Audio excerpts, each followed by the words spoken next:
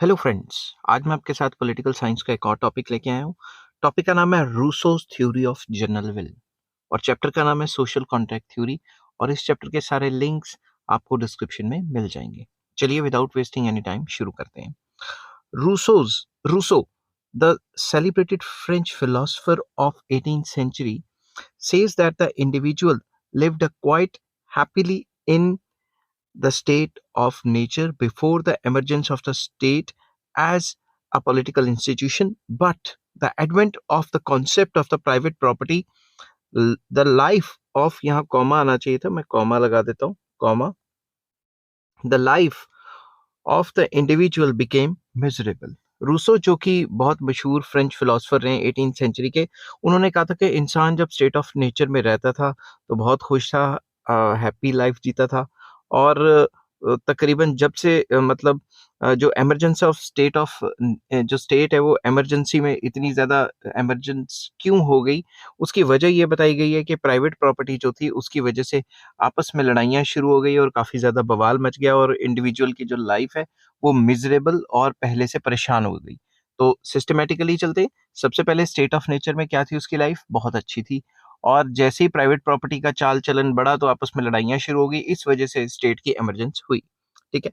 Therefore the people entered into a social contract and the state was formed. तो लोगों ने आपस में सोशल कॉन्ट्रैक्ट किया, सोशल कॉन्ट्रैक्ट हुआ और इस वजह से स्टेट आई।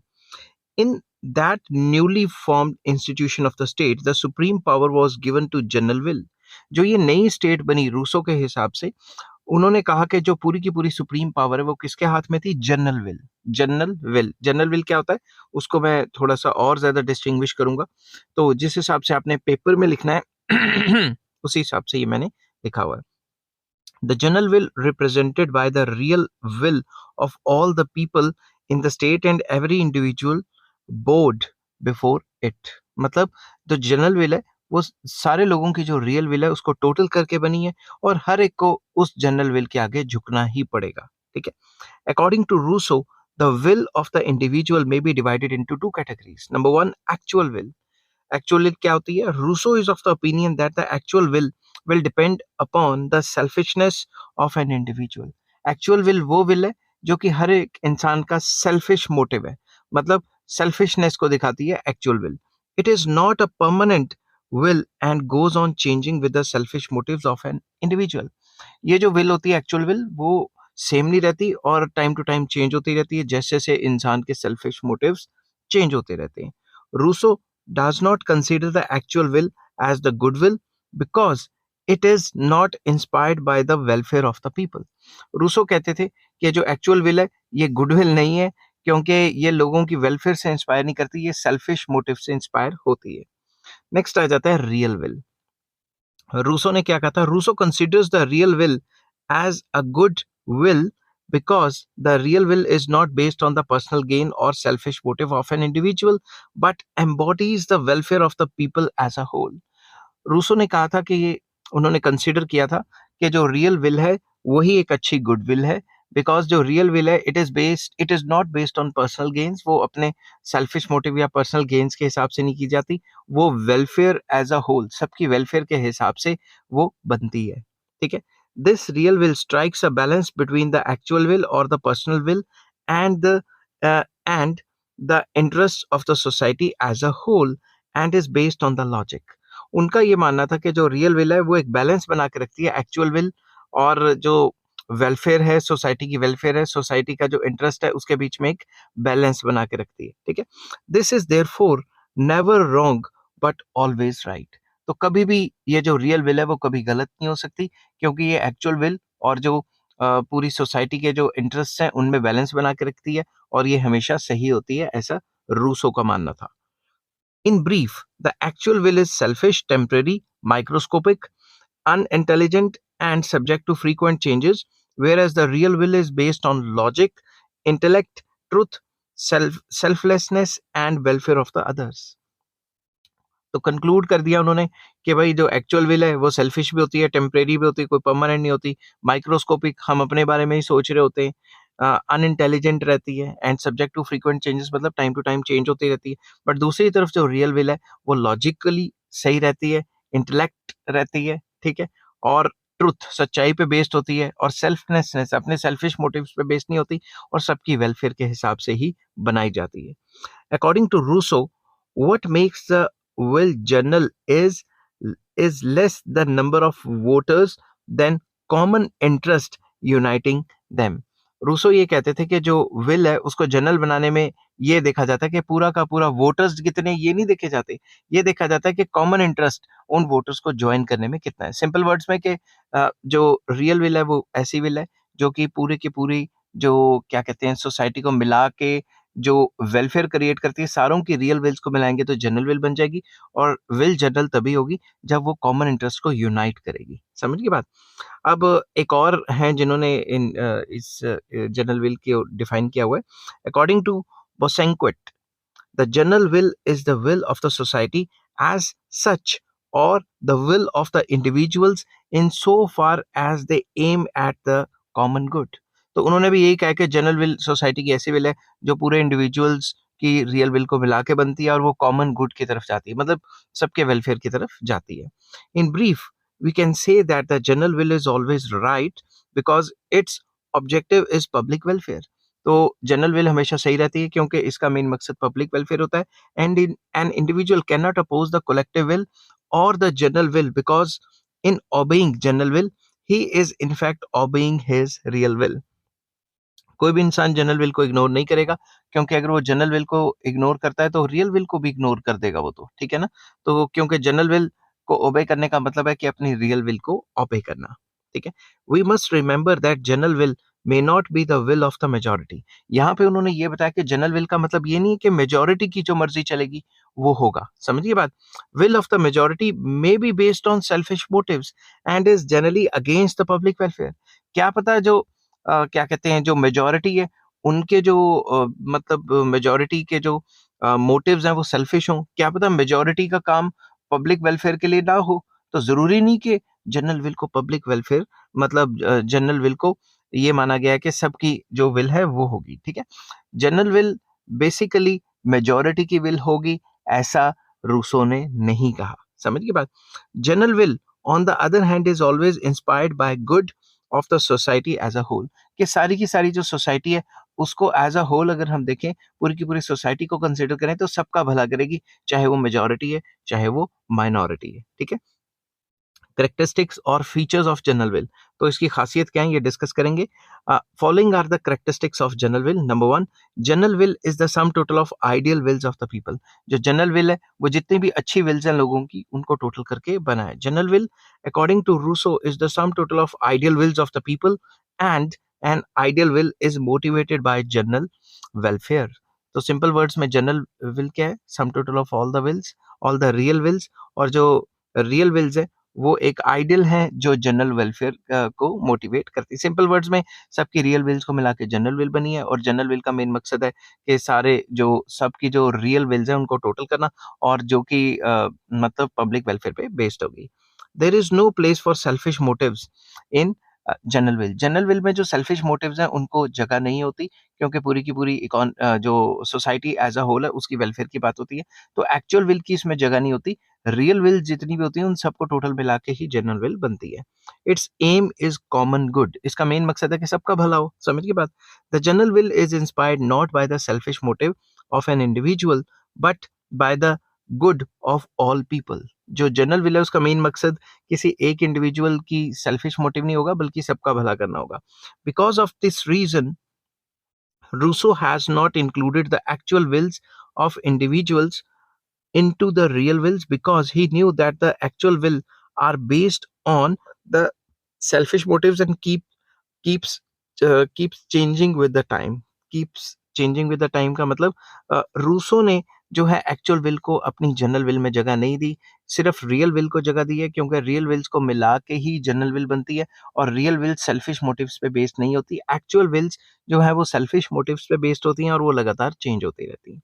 नेक्स्ट आ जाता है it is always correct. General will is based on logic, intellect, morality, truth and feeling to do good to all people. जो जनरल विल है वो लॉजिकल होती है, इंटेलेक्चुअल होती है, मॉरलिटी पे बेस्ड होती है, ट्रूथफुल सच्ची बात होती है, और ये चाहती है कि हर एक का भला हो। समझिए बात?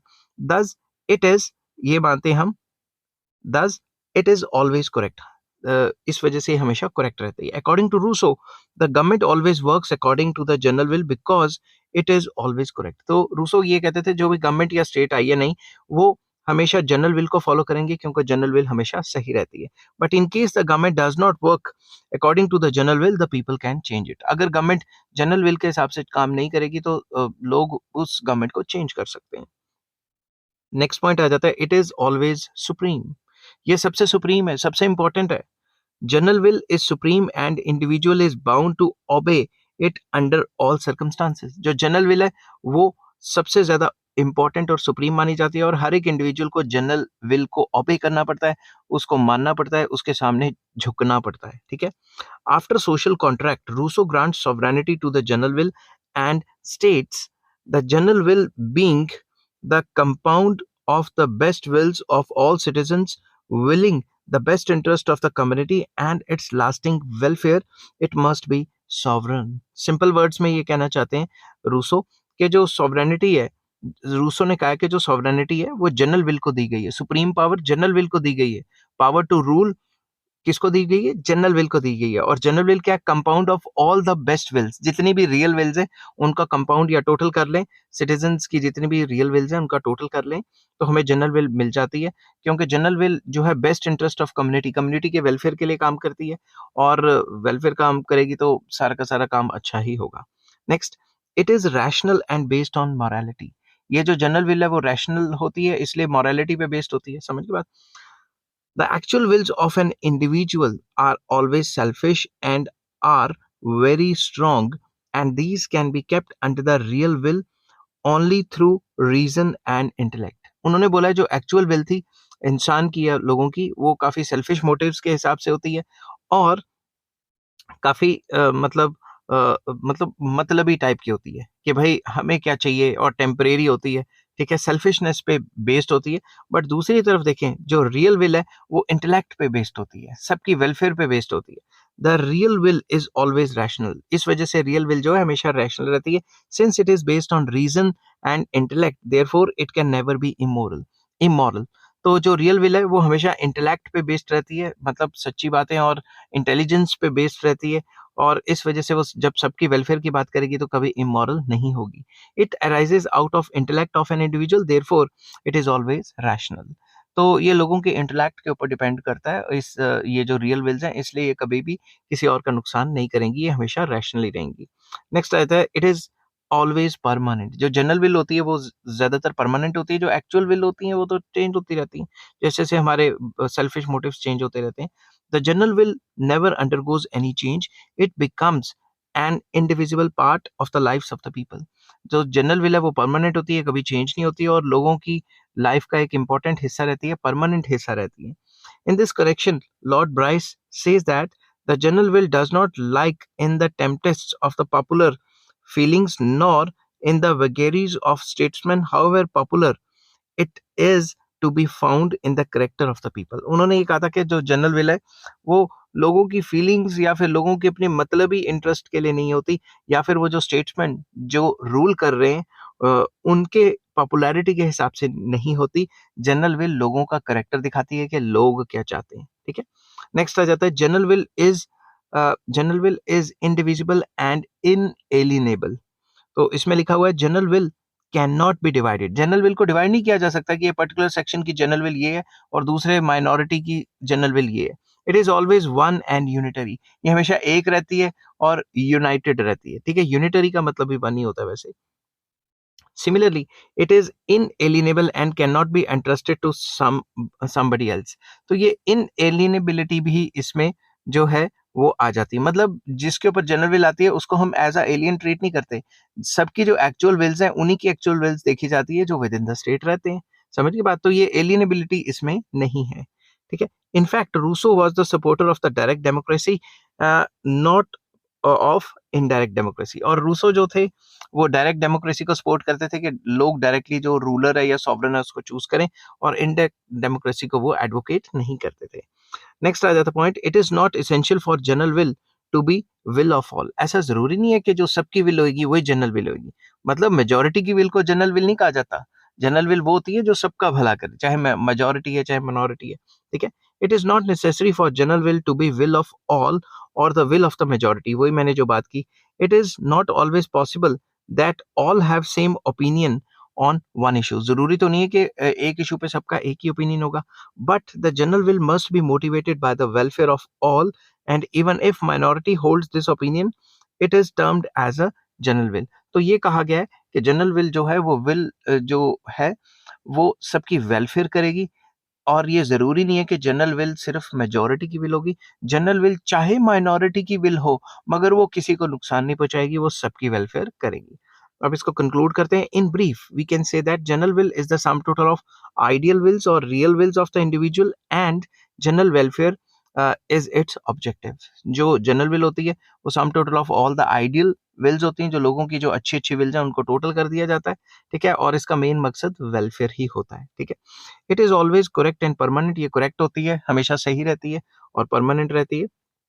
It is supreme and is based on morality and reason, ये सबसे इंपॉर्टेंट मानी जाती है स्टेट में रूसो के हिसाब से, और मोरालिटी एंड रीजंस पे बेस्ड होती है। But it is not always the will of all, जरूरी नहीं है कि सबकी विल हो, मतलब मेजोरिटी की विल हो।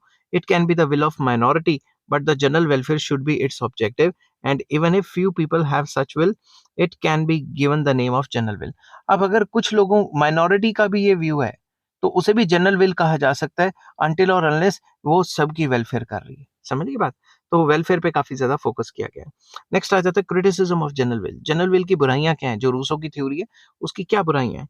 The following arguments can be given against the Rousseau's theory of general will. Number one, it is a vague concept. Vague theory है। कैसे? Even Rousseau is not clear about the concept of general will. He states that general will is neither the will of the majority nor it is the will of all the people taken together. उनको खुद को ही नहीं पता कि भाई general will किसकी will को कहूँ। कभी कहते हैं मेजोरिटी की विल सबकी विल को मिला के जनरल विल बनती है, कभी कहते हैं कि जरूरी नहीं कि मेजोरिटी की विल ही हो, ठीक है, general will. Thus, it is not only difficult but also impossible to determine the exact nature of general will. तो हम exactly general will होती क्या है इसको पता लगाना हमारे लिए बहुत मुश्किल हो जाता है। Critics are of the opinion that it is all imaginative, which never exists in the real sense. जो लोग इसकी इस कॉन्सेप्ट की बुराइयां करते हैं वो कहते हैं ये तो इमेजिनेटिव सा कॉन्सेप्ट है, उसने इमेजिनेशन में जनरल विल दे दी। अब जनरल विल हर एक के घर जा जाके थोड़ा ना पूछेंगे, और क्या पता लोग अपनी मर्जी बताएं ना बताएं। समझ की बात? नेक्स्ट आ जाता है will can not be divided into two parts. Rousseau divides the will of an individual into two parts, that is actual will and the real will. जो रूसो थे उन्होंने विल को दो तरीके से डिवाइड किया था, दो टाइप्स किए थे, एक थी एक्चुअल विल, एक थी रियल विल, ठीक है। To him the general will is the sum total of all the real wills of the people, but critics point out that the will of individual is indivisible. तो उन्होंने कहा था कि जो विल्स हैं वो दो टाइप की होती हैं, actual will and real will. Real wills को टोटल करें तो ही जनरल विल बनती है, मगर कुछ क्रिटिक्स कहते हैं कि भाई इंडिविजुअल की विल को कैसे तोड़ेंगे कि ये रियल विल है ये एक्चुअल विल है, इट इज इंडिविजिबल, उसको डिवाइड नहीं कर सकते। नेक्स्ट पॉइंट आ जाता है it encourages absolutism. To Rousseau, the general will is supreme and the best and the freedom of the individual and the best freedom of the individual। ये English थोड़ी ऊपर नीचे होगी, मैं फिर से पढ़ता हूँ। To Rousseau, the general will is supreme and the best freedom of individual consist, and यहाँ से आना था, रुको 2 मिनट, and best यहाँ से भी काट देते, and the best freedom of the individual consists in obeying the general will. Simple words में जो जनरल विल है वो सुप्रीम है, और बेस्ट फ्रीडम इंडिविजुअल को देंगे तभी माना जाएगा कि वो जनरल विल को ओबे करेगा, और ये फ्रीडम के ऊपर बेस्ड है। No person can oppose the general will. ये भी कहा गया है कि कोई भी पर्सन जनरल विल को अपोज नहीं करेगा, तो ये तो एब्सोल्यूटिज्म होगी। अगर मैं जनरल विल के अगेंस्ट कोई काम करना चाहता हूँ तो मैं मेरे ऊपर तो देशद्रोह का केस ना लग जाए। समझ की बात? दस this view point encourages absolutism, कि भाई जो जनरल विल है उसी को मानना है, बाकी किसी चीज को नहीं मानना। while establishing their dictatorship, the autocrat rulers make use of such excuses and says that whatever they did was in the best interest of the people। जो ऑटोक्रेटिक रूलर थे, एग्जाम्पल दे देता हूँ, जैसे वो था, क्या कहते हैं, हिटलर। हिटलर ने जो भी कहा कि भाई मैं जनरल विल के हिसाब से काम कर रहा हूँ, मैं देश के लिए कर रहा हूँ, ऐसे कर रहा हूँ वैसे कर रहा हूँ, देश का नाम ले लेके उसने पूरी जर्मनी की बैंड बजा दी। समझ गए बात? तो कई जो ऑटोक्रेटिक टाइप के लीडर या डिक्टेटरशिप टाइप के लोग होते हैं, वो देश का नाम ले लेके मतलब आप समझ गए होंगे कि देश का नाम ले लेके जो है अपनी विल को जनरल विल बना के लोगों के ऊपर थोप देते हैं और कहते हैं अगर तुम जनरल विल को फॉलो नहीं कर रहे तो तुम देशद्रोही हो, ठीक है। नेक्स्ट आ जाता है, it is difficult to define common interest. Rousseau is of the view that the general will embodies public welfare. Rousseau ये मानते थे कि जो जनरल विल है वो पब्लिक वेलफेयर को दिखाएगी, but it is very difficult to define public welfare of the और कॉमन इंटरेस्ट। हम पब्लिक वेलफेयर को कैसे डिफाइन करेंगे? बड़े बड़े लोग आए, कुछ लोग कहते हैं लोगों गरीबी हट गई तो पब्लिक वेलफेयर है, कुछ लोग कहते हैं एजुकेशन मिल गई तो पब्लिक वेलफेयर है, कुछ लोग कह रहे हैं कि भाई जॉब्स मिल जाएंगी तो पब्लिक वेलफेयर है, कुछ लोग कह रहे हैं इतनी कैलोरी से ज्यादा खाएंगे तो पब्लिक वेलफेयर है। समझ की बात? It is often said that one man's meat may be another man's poison. एक का जो भला है वो दूसरे का बेड़ा गर्क कर सकता है। अब लोग अमीर होंगे तो कोई गरीब भी तो होएगा ना। तो फिर हम वेलफेयर कैसे मानेंगे? अगर एक की विल को फॉलो कर रहे हैं तो दूसरे की विल क्या पता नहीं रहे। समझ की बात? Today Today, the people belonging to the different castes, religion, and races, etc., live in the society, having wide disparities in their interest, and these diversities of interest give rise to conflicts in the society, and India is the example of it. आज के माहौल में देखा जाए तो लोग एक ही सोसाइटी में different caste, religion and race से रहते हैं और हर एक की अपनी अपनी विल है और इतनी ज्यादा डिस्पैरिटीज हैं विल के अंदर कि ये कन्फ्लिक्ट क्रिएट कर सकती हैं। इस वजह से हमें कैसे पता लगेगा कि जनरल विल क्या है? क्योंकि हर एक सोसाइटी की, हर एक रेस की, हर एक रिलीजन की अपनी-अपनी विल बनी हुई है इधर। समझ गई बात? नेक्स्ट आ जाता है, no importance to the individual. सिर्फ जनरल विल की बात करी जा रही है, इंडिविजुअल इंटरेस्ट को देखा ही नहीं जा रहा। ठीक है? Rousseau integrates and assimilates the personal will with will into the general will. जो रूसो हैं उन्होंने इंटीग्रेट किया, मिलाया, एसिमिलेट करने का मतलब ही मिलाना होता है। उन्होंने जो लोगों की पर्सनल विल थी उसको उठा के जनरल विल में मिला दिया। दिस डिस्ट्रॉयज, इससे क्या हो गया?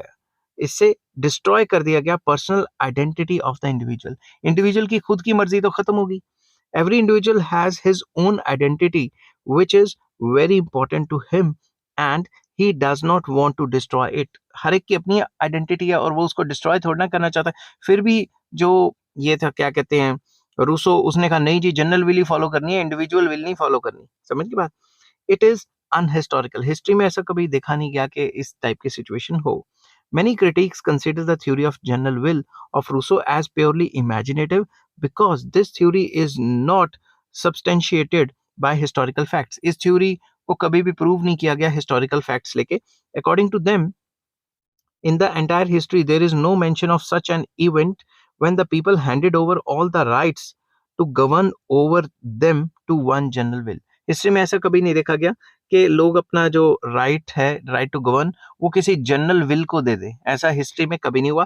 तो ये अनहिस्टोरिकल सा, मतलब अनहिस्टोरिकल सी थ्योरी है। नेक्स्ट आ जाता है, difficulties to define the general will. General will क्या होगी उसको डिफाइन करना बड़ा मुश्किल हो जाता है। जनरल विल या general interest is the essence of general will, but it is not only difficult, rather impossible to fix down the general interest. जो जनरल इंटरेस्ट है उससे से जनरल विल निकली है, और जनरल इंटरेस्ट को कैसे पता लगाएंगे इसका कोई मेथड है ही नहीं, बताया ही नहीं। ठीक है? Different people have different opinions about the public interest. कुछ लोग कहते हैं पब्लिक इंटरेस्ट तब होएगा जब इंफ्रास्ट्रक्चर बढ़ेगा, कुछ लोग कहते हैं तब होएगा जब जब गरीबी हटेगी। तो हर एक का अपना अपना व्यू है इस बारे में। Even the tyrant rulers even the tyrant rulers try to justify that whatever they do according to the general public interest, whereas the reality is much different. तो जो भी टायरेंट रूलर्स हैं या फिर जो डिक्टेटर टाइप के leaders होते हैं वो हर काम करते हैं और बाद में कह देते हैं जी हमने तो देश के भले के लिए काम किया था, हमने तो जनरल वेलफेयर के लिए काम किया था। समझ की बात? तो जनरल वेलफेयर क्या है इसको डिफाइन करना काफी मुश्किल हो गया है। ठीक है? It is impractical. ये जो थ्योरी है ये इम्प्रैक्टिकल है। क्यों? It is very difficult to define general will because it is not measurable. General will को मेजर कैसे करेंगे ये भी नहीं बताया। क्या होगी कुछ बताया नहीं, बस ये बताया वो विल जो सबका भला करे। समझ की बात? Public welfare and public interest are quite vague terms. Besides, it is not only difficult but also impossible to determine the general will of the people in the modern persuasive state. आजकल के time पे general will को पता लगाना बहुत मुश्किल है। आप सर्वे भी कर लोगे लोगों के घर में तो दिल में कुछ और होगा और बोल कुछ और देंगे। समझ की बात? तो ये थी इस थ्योरी की क्रिटिसिज्म। अब मैं आपके साथ इसकी इंपॉर्टेंस डिस्कस करूंगा, क्योंकि लॉन्ग क्वेश्चन है तो इसी हिसाब से आपको अटेम्प्ट करना पड़ेगा। Although this theory has been subjected to severe criticism, still it has its importance because number one, Rousseau has tried to popularize and spread the concept of popular sovereignty. Rousseau ने अपनी ये जो general will की theory है, इनके through popular sovereignty को काफी ज्यादा पॉपुलराइज कर दिया था, मशहूर कर दिया था कि जनरल विल मतलब सबकी विल, तो पॉपुलर सॉवरेनिटी हुई ना ये। सेकंड पॉइंट, अनलिमिटेड पावर्स और एब्सोल्यूटिज्म हैज बीन अपोज। जो अनलिमिटेड पावर्स हैं जो रूलर्स को दे दी जाती हैं, उनको इस थ्योरी ने अपोज किया था, क्योंकि जनरल विल की बात नहीं मानेंगे तो वो चेंज कर देंगे, समझ की बात। An attempt has been made to popularize the concept of direct democracy. जो भी डायरेक्ट डेमोक्रेसी है उसके कॉन्सेप्ट को पॉपुलराइज करने का काफी ज्यादा जो है जतन किया गया, काफी ज्यादा जोर लगाया गया डायरेक्ट डेमोक्रेसी को। रूसो डायरेक्ट डेमोक्रेसी के काफी ज्यादा जो थे वो फेवर में बात करते थे और सपोर्टर भी थे। Rousseau was not ready to sacrifice the minorities for the interest of majority. ये भी इसकी इंपॉर्टेंस है कि ये थ्योरी ये नहीं कि मेजोरिटी की बात सुनेगी और माइनॉरिटी की बात नहीं सुनेगी। उन्होंने ये कहा था कि माइनॉरिटी के व्यूज भी, अगर वो जो रियल व्यूज हैं वो भी जनरल विल बन सकते हैं अनटिल और अनलेस वो सबका भला ना करें। तो वो व्यूज जो सबका भला करेंगे, वो विल जो सबका भला करेगी, चाहे मेजोरिटी हो चाहे माइनॉरिटी हो, उसी को जनरल विल कहा जाएगा। According to Rousseau, will not force is the basis of the state. मतलब विल होनी चाहिए, मर्जी होनी चाहिए, फोर्स नहीं होना चाहिए स्टेट का बेसिस। अगर किसी भी स्टेट के ऊपर फोर्स के बेसिस से वो स्टेट बनी है तो वो ज्यादा देर तक सरवाइव नहीं कर पाएगी। आई होप ये वीडियो आपको पसंद आई होगी। अगर ये वीडियो पसंद आती है तो please like, share and subscribe. Next video में मैं लेके आऊंगा एवोल्यूशनरी थ्योरी ऑफ स्टेट, जिसको हिस्टोरिकल थ्योरी ऑफ स्टेट भी कहा जाता है, और इसके लिंक्स आपको डिस्क्रिप्शन में मिल जाएंगे। Take care, bye.